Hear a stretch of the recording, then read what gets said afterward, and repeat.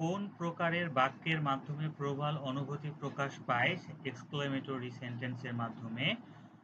Move or die এই কথাটার অর্থ হচ্ছে in case of you failure to move you will die. Unless you work hard you will not success, make it compound. তো এইটার compound form হচ্ছে work hard you will not success. Work hard or you will not success. Choose the correct sentence. She dyed her hair black. Choose the correct spelling. Accommodation ক নম্বরের যে option আছে সেইটা। which one is correctly spelled? এটা হচ্ছে colonel, COLONEL. which word is the different? এখানে সবগুলো থেকে আলাদা হচ্ছে traffic. the word afford means, afford মানে হচ্ছে বহন করা, তো সেক্ষেত্রে able to pay, চার্জ অর্থাৎ কেনার সক্ষমতা।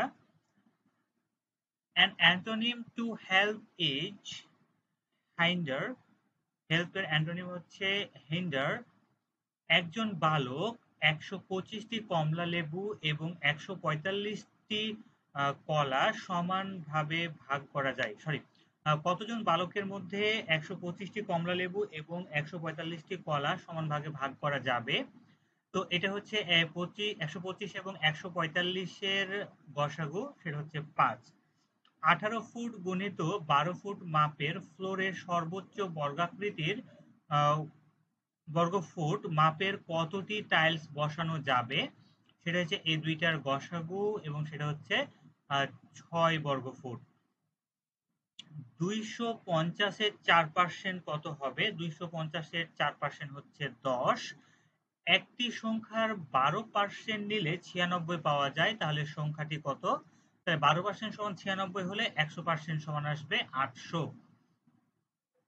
ঢাকা হতে চট্টগ্রামের দূরত্ব ৩০০ কিলোমিটার এবং ঢাকা হতে কুমিল্লার দূরত্ব ১৮০ কিলোমিটার।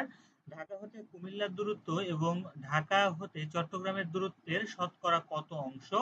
এটা হচ্ছে শতকরা 60%, ৬০ অংশ।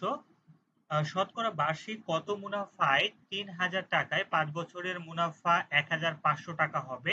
সেটা হচ্ছে ১০% মুনাফায়। কোনো আসল ৩ বছরে আসল মুনাফায় ৫,৫০০ টাকা হয়, তাহলে মুনাফা আসলের ৩/৮ অংশ হলে মুনাফার হার কত? এটা হচ্ছে ১২.৫%, ১২.৫%।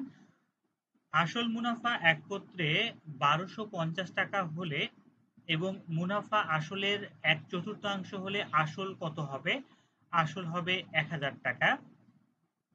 একজন লোক সপ্তাহে ৪৫০ টাকা আয় করেন এবং ৩০০ টাকা ব্যয় করেন, তার আয় এবং সঞ্চয়ের অনুপাত কত হবে? ৩:১। দুটি সংখ্যার বিয়োগফল তাদের যোগফলের ১/৩ অংশ, সংখ্যা দুটির অনুপাত কত হবে? সংখ্যা দুটির অনুপাত হবে ২:১। একজন ব্যক্তি প্রতি মাসে ১৪০০ টাকা সঞ্চয় করে এবং তার মাসিক আয়ের ৮০% খরচ করে, তবে মাসিক আয় কত টাকা ছিল? সেটা ছিল ৭,০০০ টাকা।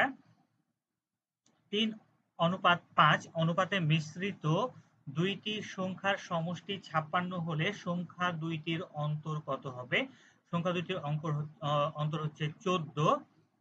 ক্রয় মূল্য সি টাকা এবং বিক্রয় মূল্য পি টাকা হলে মুনাফা কত হবে? মুনাফা হচ্ছে P.C। একটি চেয়ার ১৮০ টাকায় বিক্রি করায় ২০% লাভ হলো, চেয়ারটির ক্রয় মূল্য কত? চেয়ারটির ক্রয় মূল্য হচ্ছে ১৫০ টাকা। ২০% ডিসকাউন্টের পরে একটি বইয়ের খরচ ৪০০ টাকা দাঁড়ায়, তবে বইটির ক্রয় মূল্য কত টাকা হবে? বইটির ক্রয় মূল্য হবে ৫০০ টাকা। প্রথমে ১০ কেজি পরিবহনের জন্য প্রতি কেজিতে ৫ টাকা এবং ১০ কেজির উপরে প্রতি কেজিতে ৪ টাকা ফি নেওয়া হয়। ২৭ কেজি পরিবহনের জন্য কত টাকা ফি দিতে হবে? সেখানে 118 টাকা ফি দিতে হবে। এক